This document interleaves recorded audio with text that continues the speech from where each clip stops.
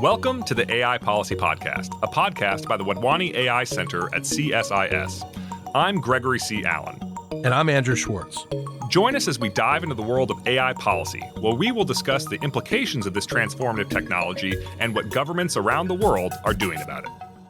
Welcome back to the AI Policy Podcast. We've got a special episode here. We've got quite a few friends with us, and we're on the topic of the United Arab Emirates AI ambitions. So the group assembled here was part of a group that went to the UAE back in middle of October, and we met with a bunch of government officials, a bunch of industry players, both local players and international players, all trying to understand just what was going on in the UAE. And I think our conclusion from that trip was genuinely extraordinary. So we've written a paper about it. It came out on January 30th of this year. Shocker, the title of the paper is also The United Arab Emirates AI Ambitions, Key Implications for Maintaining U.S. AI Leadership. Now, the reason why all of this matters is that if you've been living under a rock, the UAE is not just a rich country anymore. It is an incredibly rich and dynamic country where an awful lot of exciting stuff is going on. And that's true also of the technology world. The UAE had a partnership with NASA where they put a probe on Mars. They have all kinds of interesting things going on in all aspects of digital tech. They're trying to be a regional power. They're trying to be a global investor. And we wanted to understand what that means, especially in the wake of the April 2024 G42 Microsoft agreement, which was a landmark deal that we're going to unpack in this podcast. But let me now introduce my guests. First up, we have Georgia Adamson, who is a research associate here at the CSIS Wadhwani AI Center. Then we have Lennart Heim, who is an associate information scientist at RAND. And we have Sam Winter-Levy, who's a fellow for technology and international affairs at Carnegie. I should also mention that there were a couple other folks who were a part of this trip and making this trip a success, but were not a part of the paper writing team. So I want to give shout outs to Brielle Hill and Isaac Goldston here at CSIS, Hannah Doman over at CSET, and Chris Bird at RAND. But first, let me welcome you all to the podcast. Thank you. Yeah, it's great to be on. Great. So I want to start with just the basic background of the situation. For folks who are not closely following what's going on in the UAE, I think it's fair to say that at this stage, they're an influential player in the global AI race, illustrated by some of the biggest investment deals and government agreements. But if we could start with you, Georgia, give us an overview of exactly what the UAE is up to and why it's so significant. Sure. So over the last year, we've seen a strong concentration of deals coming out of the UAE. I think this has really come to a head in 2024 and into 2025 now. So we have some huge deals that are in the many hundreds of billions of dollars, which the UAE is really back sponsoring a lot of these deals. So most recently, one of the biggest ones has been the Stargate project, which the UAE is a prominent player in with their $100 billion investment vehicle, MGX, which is an Abu Dhabi investment vehicle specifically for artificial intelligence and emerging tech investment. So some of those big numbers that I was talking about are like secretly behind the scenes involve the UAE. Absolutely. It's really hard to kind of distinguish between what are private investment firms in the UAE and what are kind of government-connected firms. So I think there's a lot of connection between these two. MGX, for example, it's a private investment vehicle, but it is sponsored by the sovereign wealth fund Mubadala, which is a massive Abu Dhabi sovereign wealth fund. It is chaired by the UAE National Security Advisor, Tanoon bin Zayed Al Nahyan. And it has really the backing of the entire UAE leadership behind it. So any big deal that we're seeing coming out of the UAE, such as MGX sponsoring, being an initial equity partner to Stargate project, which is, of course, this big $500 billion investment company for OpenAI building U.S. infrastructure, AI infrastructure in the United States for OpenAI. Any sort of huge deal that we're seeing involving the UAE here for the UAE investment vehicle of this kind is essentially the UAE government standing behind, right behind all of these deals. So just to recap, we have the Stargate project, which is, of course, MGX is one of the four initial partners in this project, but we also have some other major deals. So, for example, in September of 2024, MGX again. So you can see there a kind of recurring theme here. also announced a massive global AI infrastructure investment partnership with U.S. companies Microsoft, BlackRock, and global infrastructure partners. That is it's starting at $30 billion of initial private equity capital, but it has $100 billion, of total investment potential over time. So I think the UAE is known always for having incredible sovereign wealth fund kind of behind it, but they're really putting their money where their mouth is and really channeling this into building out global AI infrastructure. And then one thing that's hard to get a grasp on if you don't actually go there is it's not just the money anymore. Because I remember when I went to the UAE 10 years ago and I was working in the space and satellite sector 10 years ago, the UAE had a reputation as a big spender, but not always the most sophisticated investor. Some UAE money was involved in projects like Virgin Galactic, for example, that were pretty flashy, pretty exciting, but didn't actually turn, a significant profit. And what you see now is that, number one, the sophistication of the investments is extremely high. These are world-class private equity investors, hedge fund kind of investors. But it's not just the money anymore. There's also this phenomenon of the convening power. And we were there during the GITEX conference, which is, they described it as basically the Consumer Electronics Showcase equivalent. So CES, the biggest tech conference in Las Vegas. They said it's sort of like that, but it's for the developing world. It's for Middle East, North Africa, Europe. And wow, that was a very, very big conference. You can tell that there's huge trade ties between there. And what really hit home there was when Microsoft was talking about why they're excited to partner with the UAE, which we're going to unpack more in a bit, they mentioned that convening power. They mentioned the ability of the UAE as a government to open doors for them in places like Kenya. So I want to turn to Sam, who I know was just having the time of his life at the GITEX conference, seeing the global technology world up close. What do you make about the convening power aspect of this and the UAE as a hub in regional technology? Yeah, I mean, I think that's a kind of slightly less understood element of the UAE's appeal to US tech companies. Certainly in DC, less well understood. Right, yeah, certainly. Everyone kind of gravitates to the obvious things the UAE has to offer here, which is, access to energy, access to capital, access to land to build data centers pretty quickly. Those are kind of three of the key things you need if you want to be competitive in the AI race right now, if you're a company. But I think the convening power is also quite important. In particular, a lot of the US tech companies we would speak to would talk about the UAE as kind of a gateway to the global south. And also, I feel like I heard that phrase like at least 100 times. Something they were excited to market about themselves. And Emirati government officials would talk about that a lot. They would talk about access to the UAE being able to de-risk investments in the global south by US tech companies. The obvious example here is Kenya, where as part of this kind of Microsoft G42 deal that we'll talk about in more detail in a little bit, part of that involves building data centers in Kenya as well, as part of a kind of three-way deal between the Kenyan government, G42, and Microsoft, all kind of brokered by the Emirati government and the US government kind of standing behind that. And part of that is because of the UAE's kind of close diplomatic ties across sub-Saharan Africa, but also the amount of kind of foreign aid that the UAE has started to kind of spend in sub-Saharan Africa, but also elsewhere in the developing world. Yeah, just as like one fun fact that the UAE officials were excited to mention to us, if you think about air traffic, the UAE, even though it's not a part of the African continent, basically is the most prominent airport hub for the African continent. And if somebody in Kenya wants to meet with somebody in Nigeria, it's totally routine for them to either meet in Dubai or to have a flight that connects through Dubai, which I was really surprised to understand. Yeah, and by some measures, UAE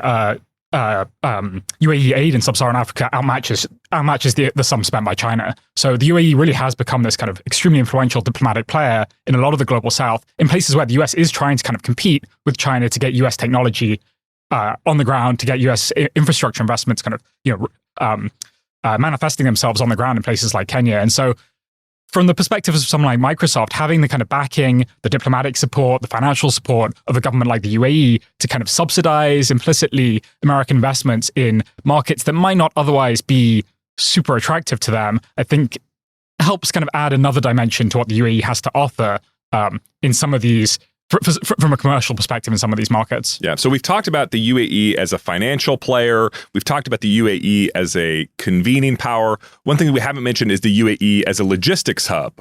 Wow, those are some big ports if you've never seen them up close. I mean, they make, I don't know that they're bigger than the Port of Los Angeles, but they're definitely in the same tier if they're not absolutely bigger. So the UAE is a massive logistics hub. Everything, going from India to the West, going from the West to India, going from anywhere to Africa, going from China to the West might well go through the UAE. And so it's a massive logistics player, which is, of course, synergistic with their convening power. So they've got financial power, convening power, diplomatic power that Sam, you just talked about, and also this sort of logistics and network effects kind of a hub. And they're aiming all of that now at becoming a global tech power, and specifically in the case of AI. So Lennart, help us understand what really are the UAE's goals for AI, and why does it see AI as an important part of the story? Yeah, I think this goes back to them just wanting to diversify the economy, right? So like tech being like a big part of it. And I think when diversify away from oil. Yeah. Right. Yeah. Sorry. Naming the obvious here. So like going more to AI, going more towards tech. But I think when we also went there, we also toured, correct me, it was M42. Basically, the medical hub company of G42, right? So we'll hear the term 42 a couple of times, and there's like M42, which is like the medical hub of it. And I don't know, as a techie myself, and if you ask me if I would run a country, what are the two things I would bet hard on? AI, clearly, bio. Right, and they do genomic sequencing for every single Emirati. Yeah, this is really interesting because the UAE as a country is something like 90% immigrants, right? So the actual Emirati citizenship of the country is a significant minority of the population, and the government devotes its incredible wealth to upskilling, to educating, to cultivating that population. But they also sort of view that population as an asset because they have government-type options in terms of setting regulation, in terms of involving the citizenry in policymaking, and then they can also connect that to their industrial policy or their tech policy types objectives. So they're genetically sequencing every single Emirati citizen, and that then gives them an incredible genomic database to start running AI algorithms on, to start developing new pharmaceuticals for. It was a legitimately pretty impressive operation that we toured at M42. Keep going, Lennart. Yeah, absolutely. And again, as you were just saying, like you can put AI and medical innovation eventually together, right? And then we just have to see where it goes. And then I think, there's just this genuine interest in AI. And when it first landed on my table, it was just like this G42 Microsoft deal where it was all about building data centers there, right? So when we think about the AI tech stack, there's one thing: you can be an AI developer, you can build these models, but eventually they need to run on some infrastructure. And what was initially presented to me is just like, well, you want to have AI around the world, eventually need a data center to be deployed somewhere. But I think what we've seen over time, and I think all of the investments that Georgia was just talking about here, there's generally just like becoming part of the big AI share, right? If you invest in the US, if you invest in France, we just had the summit, and there's also like France is now going hard on AI data centers, building some UAE investment vehicle also there. Yep. Was it also MTX? So, 1 gigawatt data center in France. They just announced 30 to 50 billion euro gigawatt data center just before the AI Action Summit. So these numbers used to surprise me. When I used to hear $30 billion. just for people's reference, the annual budget of NASA is $20 billion, right? So we're like, we're just going to invest $50 billion in France. Like it's no big deal. These are incredible numbers, and it's easy to lose sight of that fact. Totally, yeah. Putting this in perspective is just so key. Something I also want to add some numbers to this as well in terms of the kind of seriousness that they're hoping to get out of this investment, because it's not just a kind of like pet project, like you were saying, like maybe some things were in the past, but there were some serious kind of expectations for return on investment, including one top government strategist told us they expect to see 20% of GDP that's non-oil based coming from AI by 2031. I mean, that's an extraordinary amount. Yeah, which like on the one hand, like, what? Yeah. what does it mean for 20% of your non-oil, 20% of your GDP to come from AI? On the other hand, every government official we talked to mentioned this quota. They're like, oh man, we have to figure out how to turn. And it's 20% incredibly of our GDP. well centralized, I believe, this kind of initiative and this hope. But I would say the kind of even bigger than that is the sort of circles that top UAE leadership is running in. I mean, we have Tanoun bin Zayed Al Nahyan, again, the UAE National Security Advisor, also brother to the president. also head of G42, also head of a $1.5 trillion sovereign wealth fund empire, head of MGX, kind of hands in everything.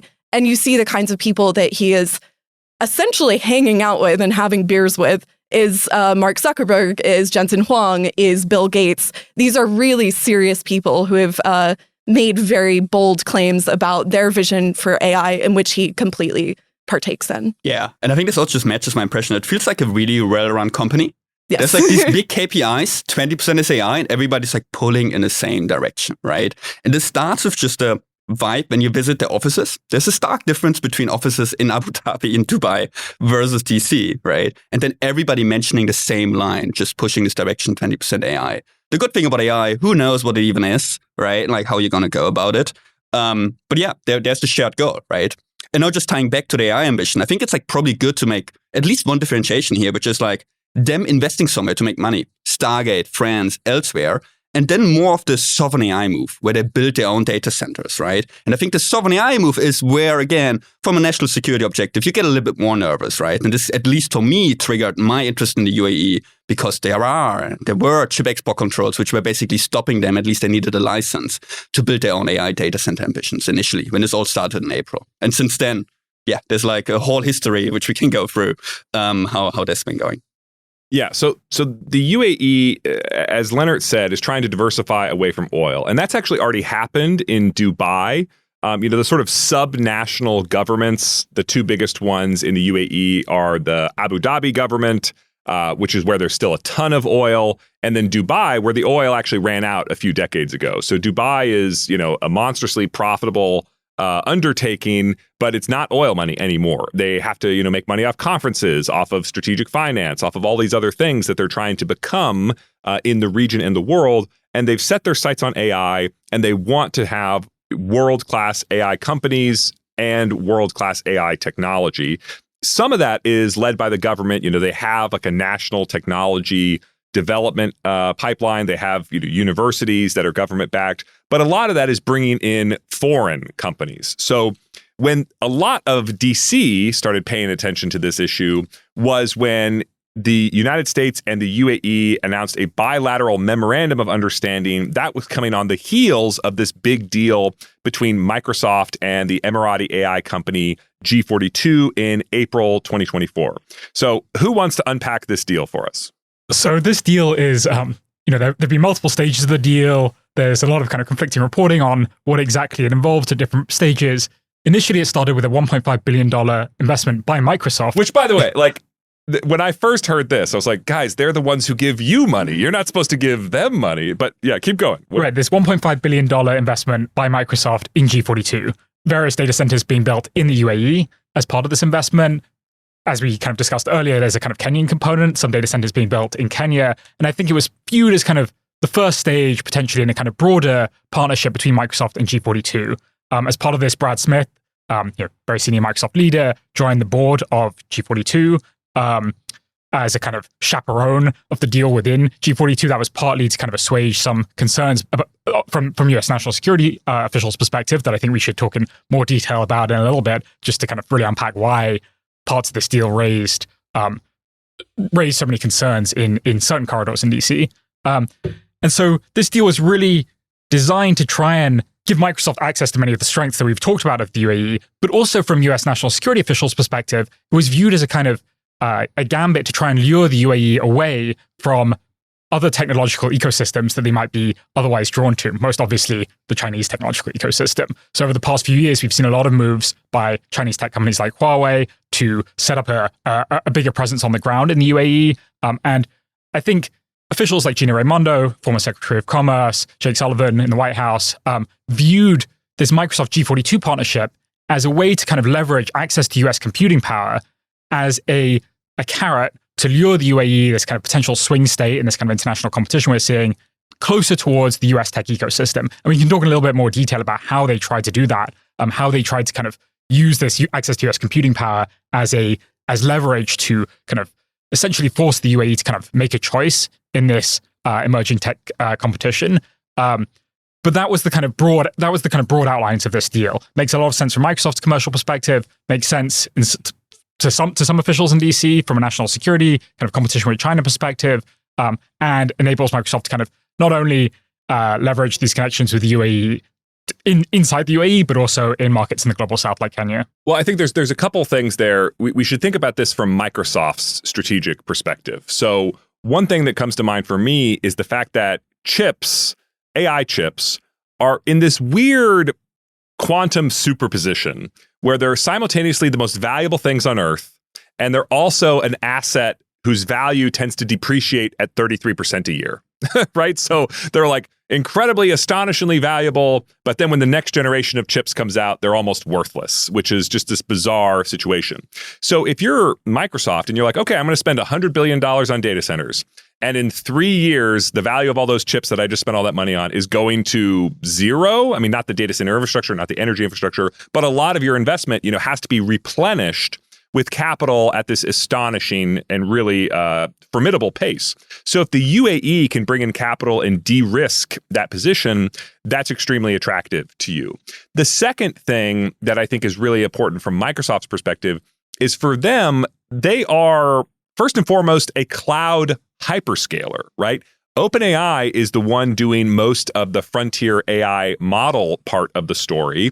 Microsoft is more focused on the cloud part of the story.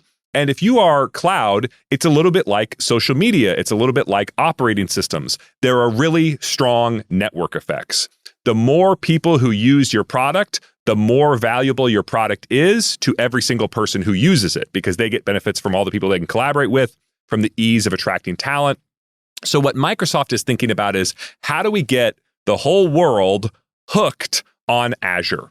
And the UAE is saying, oh, you want to get hooked? You want to get the global south hooked on Azure? Have you met the doorway to the global south? It's the UAE. So come partner with us. We will help, build the future of the AI ecosystem in this region. We will help make sure it runs on Azure. So that's really appealing to Microsoft. And I think they took that pitch to the US national security community.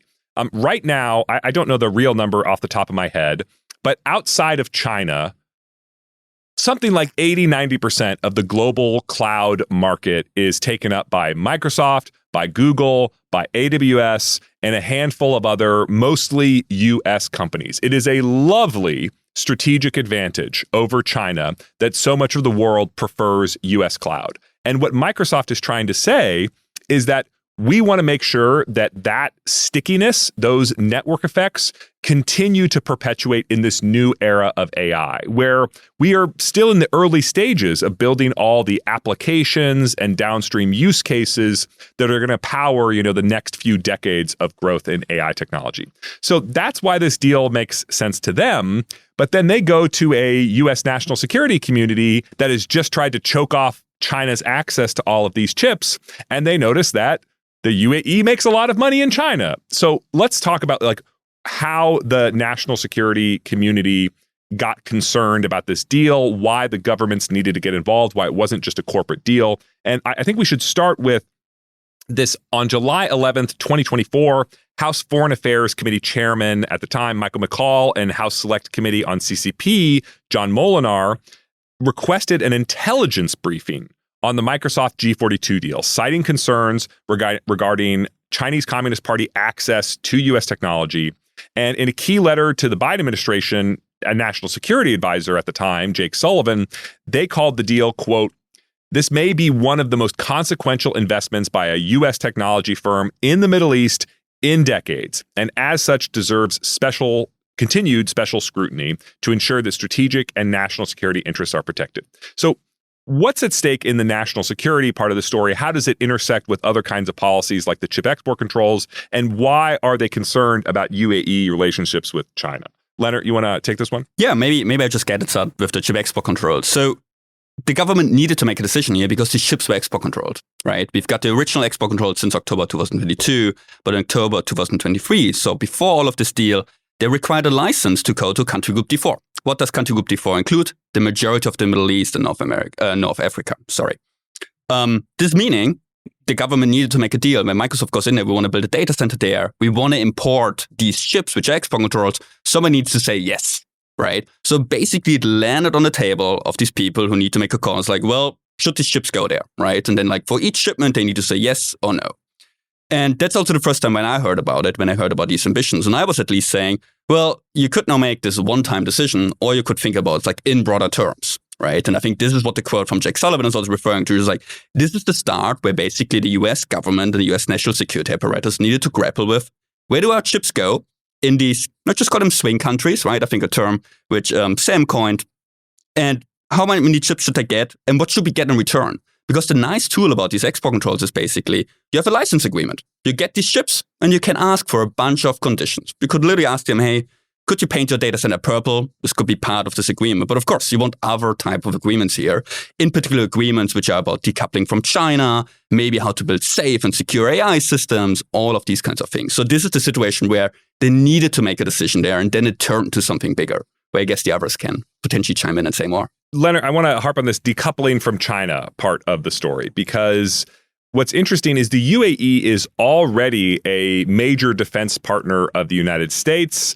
U.S. pilots and UAE pilots have flown combat missions together at various times, I think going after the Houthis in Yemen, if I'm not mistaken. But the point, and U.S. naval ships all take port in UAE and get, refitted and resupplied there. So there's already a pretty deep partnership, but at the same time, there was still a lot of concern about China. So where's this coming from? Yeah, I think that concern is coming from the fact that from the perspective of some officials in DC, the UAE are these consummate hedgers, was one phrase that we used described about them. So, as you just mentioned, they have these kind of close ties with the US national security establishment, but they also have close ties with China.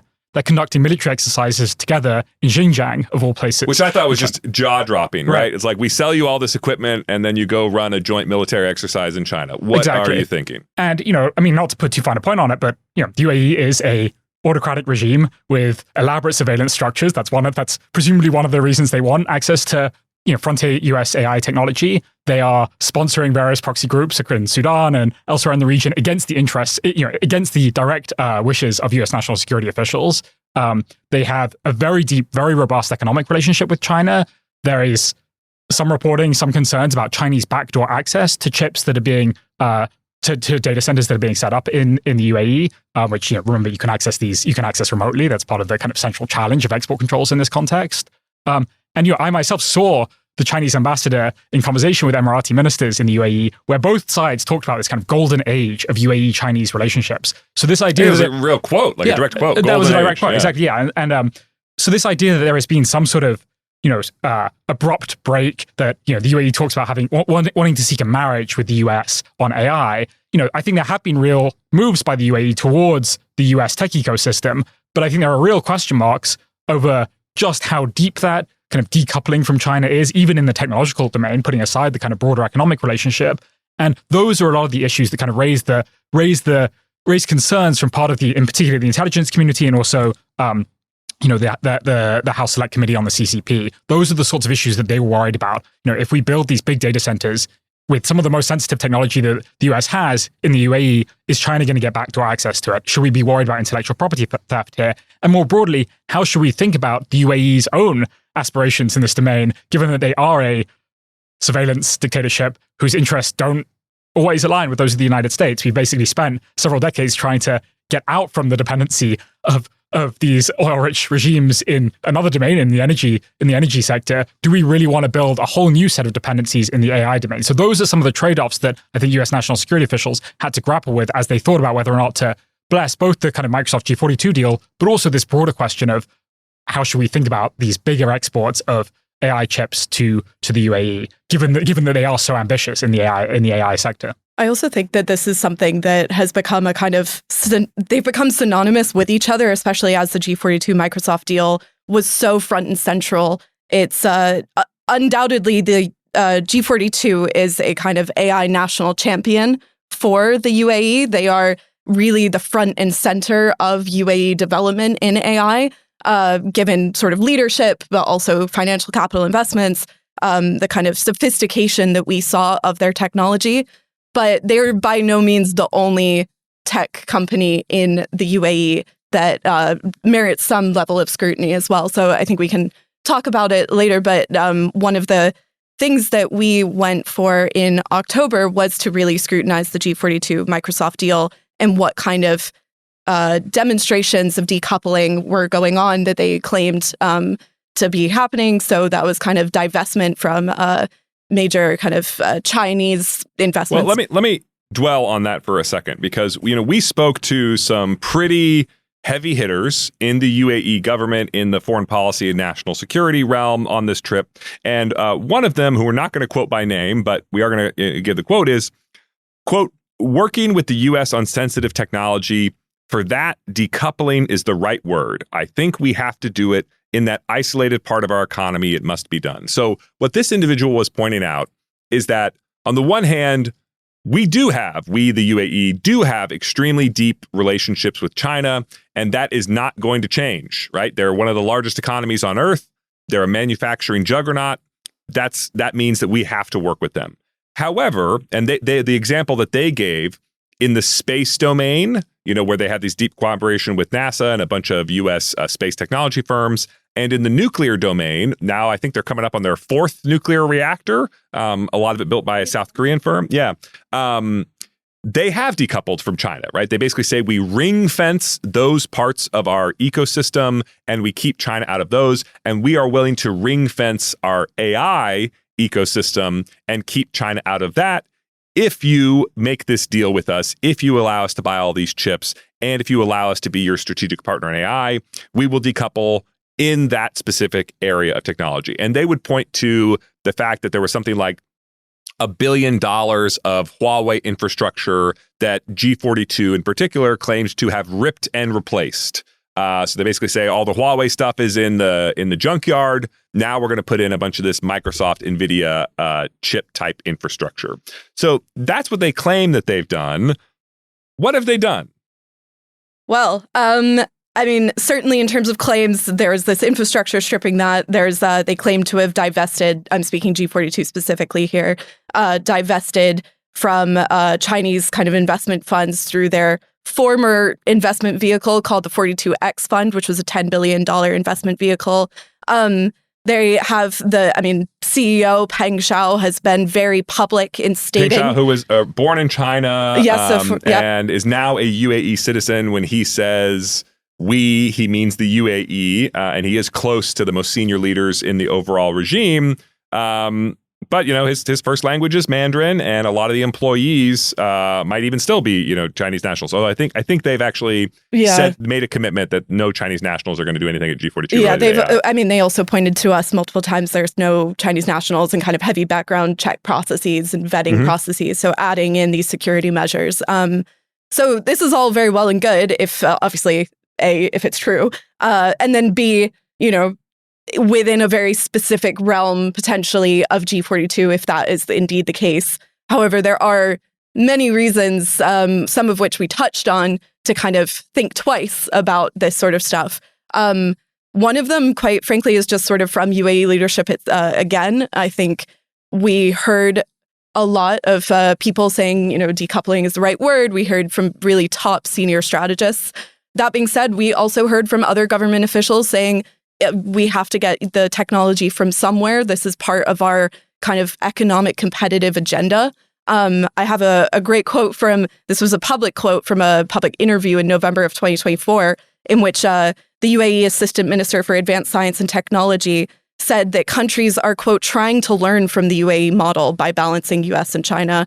And again, quote, countries who are able to navigate this the best are the ones who get the most out of the opportunities that there are globally, whether economic or in areas that involve science and technology. So again, you see a very kind of hedging bets in other areas of leadership that I think should not necessarily be forgotten. And you can see that in some of the actions for potentially that G42 has done. So for example, in July 2024, Bloomberg reported that G42's Chinese investments from the 42X Fund had not been necessarily divested from China as they claimed, but had been transferred to a new Abu Dhabi investment vehicle called Lunate, which is also very conveniently overseen by Tahnoon bin Zayed Al Nahyan. And just to unpack that, that would basically suggest that when we talk to the foreign policy leadership of the UAE, they describe it as the UAE decoupling from China in AI technology, but the evidence that we have is mostly of G42 decoupling. Absolutely. And I think that's kind of to the point that I mentioned earlier, when the leadership is so caught up in both government, in these incredibly high government positions, and in these national AI champions, it's very hard to distinguish the two. So I think it's good to remember these things. I mean, for that Lunate fund, again, Tanum bin Zayed Al Nahyan is the head of that fund, also the head of G42. That Lunate fund has a big Chinese tech ETF holding, with top holdings in Alibaba, in Meituan, in Xiaomi. So there are things to kind of point at. I mean, another one, for instance, is why has there not been any Chinese retaliation for stripping Huawei equipment out of G42 data centers? Is that something, does that suggest a backdoor deal? Maybe not. And that could be, just really emphasizing what Georgia's saying here, and like going back to us writing the paper. I think many people know this meme where there's this guy pointing at the board and connecting the strings with all of the different companies. And this is literally what we're talking about here. When we were writing this paper, I made one of those boards and I showed it to Greg, and he was like, "It's crazy." Board, yeah. Literally, it looks like a conspiracy theory, but they're so connected. But and it's also like connected, lines. right? Yeah. And then like the family ties, all of these things, government, company, all of these things are just so connected. You just really run to issues. The ruling family of the UAE is also controls all the sovereign wealth funds. And so when they're making investments all over the world, obviously there are professional fund managers who sort of recommend the investments. But if the leaders, if the top level leaders want to make a deal, they are absolutely in a position to say this must go forward or this must not go forward. I would say there was something a little bit jarring when we were there on the ground, where we would sit through these kind of presentations from government leaders about how they've broken off ties with Huawei, they've chosen the US in AI, and then we would go around the exhibition centers that Greg was mentioning, and the diamond sponsor was Huawei. The diamond sponsor was Huawei Huawei, signs yes. everywhere. So, I think there are real question marks over this. I think it's a case where you kind of have to move forward to some extent, but you want to do so with skepticism. You want to make sure that you're verifying the compliance with these deals. I think that's a kind of big challenge for the US intelligence community in particular on these issues.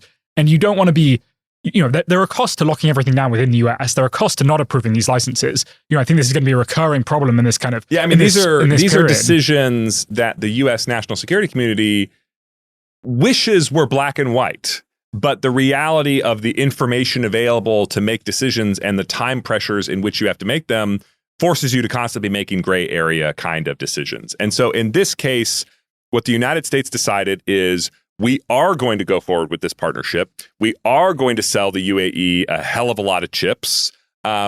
We are going to allow really impressive AI development to take place in the UAE, but we're going to make sure that that is in partnership with a U.S. company. And now the vice chairman, Brad Smith of Microsoft, vice chairman also has a board seat on G42. So presumably he's privy to every single decision being made in that company at a strategic level. And then at the same time, there's also a lot of physical security protections and cybersecurity protections that are going into. So we actually toured one of the data centers where all these chips are going in. It's owned by Husna, which is a subsidiary of G42, but a lot of the data center infrastructure inside is going to be leased by Microsoft to provide Azure cloud services, to provide AI model kind of deployment. And so I want to come, back to you, Lennart. What you saw in terms of the cybersecurity protections and the physical security, I mean, you didn't really see the cybersecurity protections. You saw the list of the things that they said they were doing. And then the physical security protections where literally you have to cross a bridge and the bridge has one of those turnstiles that is a floor to ceiling and only one human can go in it at the same time. So they can sort of say with confidence, only Microsoft employees are going beyond this wall, kind of a thing. And literally the security cameras are owned and operated by Microsoft. They're not owned and operated by Husna, the landlord. So I will tell you, having toured classified security infrastructure as part of the U.S. military industrial complex, having toured unclassified but sensitive type of tech research projects in the aerospace industry, in high performance computing, what I saw and the standards that they said that they were abiding by, those were familiar to me as pretty much like what a secure unclassified facility is expected to do. But I wanted to ask you, Lennart, right, because you talked about we're going to be your partner under these conditions. What was your sort of takeaway as to whether the United States chose the right conditions and whether our interests are adequately protected here? Yeah, I mean, it sounds like, Greg, you can better say if this is looks like a classified facility or not than I do. The thing to highlight here is just like physical security is one part of the deal here, right? If you think about like typical cybersecurity here, the common way how somebody hacks into your bank account is not by breaking into your house and stealing your login. The typical way how somebody breaks into your computer or all the others, like all digital means, right? And I think if we go there and I see a server and I see a bunch of LEDs, I cannot really tell if this is secure or not. So eventually we need some kinds of audit certifications, and these things exist. This is a standard practice within the industry to have like practices to fulfill. These are like NIST cybersecurity standards, like ISO standards, IEEE standards, like all of these things, and it's like a lot of like things we need to go through there. And again, why are we doing this here? We talked about even if Microsoft is building there, even if we make sure that chips are still where they are, we still have the challenge which Sam was talking about, like anybody could rent into this. So we need to have some customer due diligence, like who's renting the computing power here. And then secondly, if Microsoft is deploying there and we want to like spread these US technology, US AI models around the world, we need to keep these model weights and the IP eventually secure there. And this is why cybersecurity is like at the frontier of like these commitments. Wait, let me ask the hard question there, because it feels like with things like DeepSeek and with things like model distillation and just the familiar cybersecurity challenges that we've had on planet Earth over the past 2 decades. I mean, for example, NVIDIA a few years ago was breached by a group of basically Brazilian teenagers who got really close to the crown jewels of the company, NVIDIA's core intellectual property, and they just started publishing stuff because they were mad that NVIDIA had turned off the capability for their chips to be used for Bitcoin mining, right? So like if teenagers are able to get to the crown jewels of NVIDIA, what confidence do we have that China is not going to be able to penetrate not just an Emirati data center, but even the most hardened data centers of the United States? I think that's a really tough question. And one thing that I've been thinking about where I'd be really curious to hear your all's feedback is, to me, it seems like the nature of strategic advantage in AI is shifting away from secrets you keep, because it's really hard to keep secrets. And you can imagine the model weights are a secret that you want to keep. You can imagine that the key algorithmic or architectural insights are secrets that you want to keep. Those are really hard to protect. But the nature of advantage might be moving away from secrets you keep to these data center assets that you have, right? Maybe you have an incredibly good model, but if you only have one GPU to run that model, well, you're not going to be serving 400 million customers a week the way OpenAI does. So if the nature of strategic advantage is moving away from secrets you keep to data center assets that you have, I think there's like a big decision being made when we decide to put these assets in the UAE. Again, I'm kind of thinking out loud here. I haven't really made up my own mind on this topic, but I'd be curious to hear what your reaction to that. Well, maybe let me start. I'm just like, even if cybersecurity is hard, and I think we can all point to many failures over the last decade, we should at least still try. Right. And it could be way worse. If I don't know, like that's true. Yeah, if you stopped having any cybersecurity protections, it would be worse. Yeah, like that's just key, right? The internet used to be different in the 2000s than it is now. Like stuff is more secure than it used to be. And defending against a nation state is the hardest thing ever. I think we all just need to agree on this, right? But at least you should try. And like at least we can defend against like kids in Brazil who like gonna see the model weights, right? NVIDIA claims to have dramatically beefed up their cybersecurity in the face of the Brazilian teenager attack. So like, thinking about these different threat models, thinking about the different actors you're trying to defend against, right? And like at least having like the defense against these kinds of things there. Against like, let's just call them script kiddies, like people who like just opportunistic cyber attacks. We should be able to defend against them. We defend against them in many cases, and that's the thing we need to eventually go for.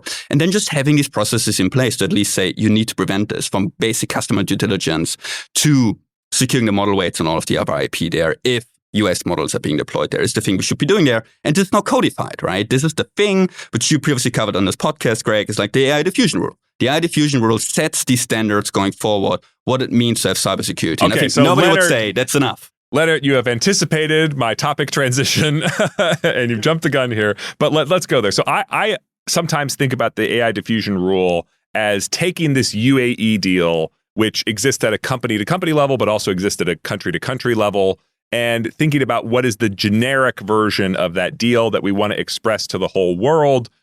Quite a bit has happened since the diffusion rule came out, not least of which on February 27th, Microsoft Vice Chairman Brad Smith, who we were just talking about, issued a blog post basically saying that he wanted to soften different parts of the AI diffusion rule. So number one, what do you think about the transition between this one-off deal with the UAE to the general idea of the AI diffusion rule? And what do you think about the sort of broader future of these kind of deals? Sam, you wrote a terrific paper not that long ago thinking about the sort of three overarching strategies that the U.S. government could have here. At least the Biden administration has weighed down. The Trump administration is going to have to weigh in pretty soon. But what do you make of all this? Yeah, so in that paper that you mentioned, I kind of laid out three broad strategic approaches you could take to this broader question of AI exports, of which the UAE is kind of one part of it. You could pursue a strategy of control, in my terms, where you really try to lock down data centers within the United States. You try to encourage the construction of the most advanced data centers exclusively within the US, or perhaps within Five Eyes allies, partners, a small group of what became, I think, in the diffusion framework, tier one countries, close NATO allies and partners. A second strategy is what I called the strategy of diffusion. This was before the diffusion rule came out, so the terminology is a little bit confusing. No longer makes any sense. Right, yeah. But in that approach, you really try to greenlight as many exports of US AI infrastructure abroad as possible. This is pretty much what we did with cloud.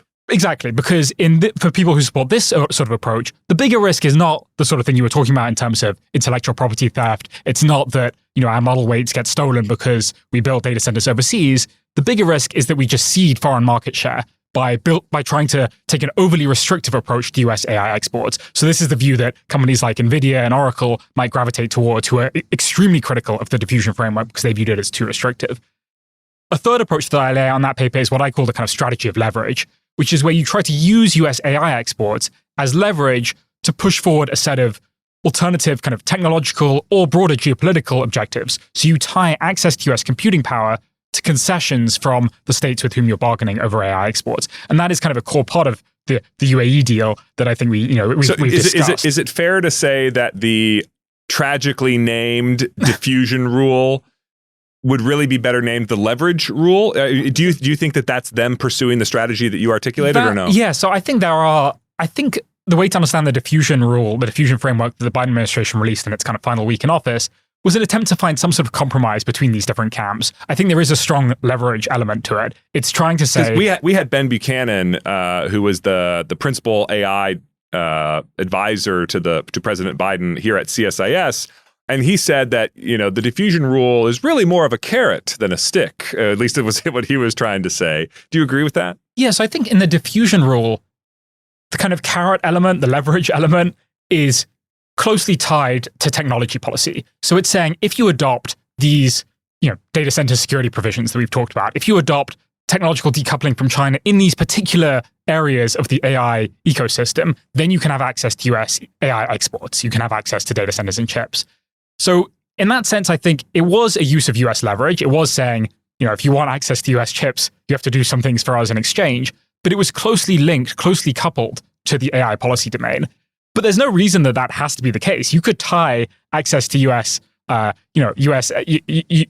infrastructure to a whole laundry list of geopolitical or economic asks. Tariff reduction. Let's say India. India right now really wants to get out of tier 2. They want to be in tier 1 of the diffusion framework. There's no reason that you couldn't tie access to chips to tariff reduction from the Indian government. That is not how the kind of current status of the diffusion framework thinks about these things.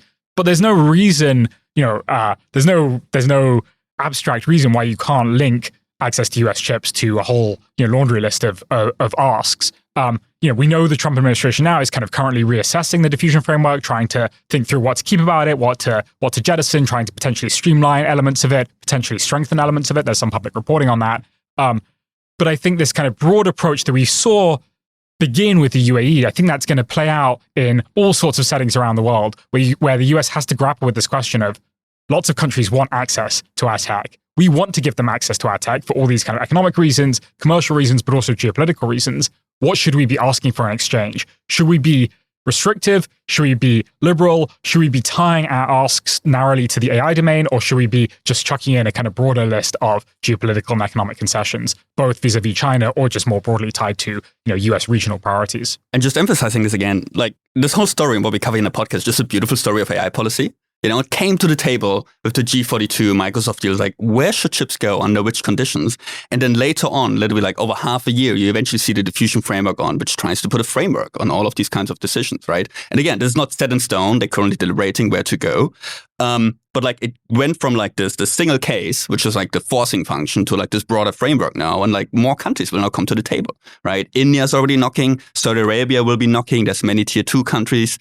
And decisions will have to be made. And eventually there could be like more conditions be put on. I think this might also nicely put into like Trump terms. You could make different deals. You could exchange AI chips for whatever else. And I think also, looking even closer to the G42 deal, we didn't really exactly touch on this point earlier, but to put more of a finer point on it, one massive part of the G42 Microsoft deal is that this does not stop in the UAE. The kind of title of the deal is about global expansion of AI. That's kind of the name of the game. That goes back to what we were saying about the global south. But we see already G42 Microsoft have a deal and are constructing a 1 gigawatt data center in Kenya, like we spoke about. All sorts of conditions could be put on that while you're shipping, chips to Kenya. What kind of controls and conditions do you want for that? But that is also not the end of even just the G42 Microsoft deal. So there are other countries that are not public, but they say in the deal, Central Asia, Middle East, and Africa. We likely in the paper say that given G42's previous MOUs that they have standing, as they did with Kenya before Microsoft got involved, with governments. So I believe that Egypt is one of them. Indonesia is one of them. These are questions that are going to have to come up, not even just in a very abstract sense or outside of kind of in a U.S. foreign policy sense, but also for Microsoft, for G42, and how to interact with these. And now under the AI diffusion rule, they might have greater guidance for that. Yeah, and I think that's what Microsoft saw that was so appealing is when you think about Chinese Belt and Road build out, when you think about what I've seen in the Chinese space sector build out, they really try to offer developing countries a turnkey solution. Like, we will show up, we will literally build all the relevant infrastructure, we will train all your relevant workforce, we will solve every link in the value chain that you need to solve, sign here, please.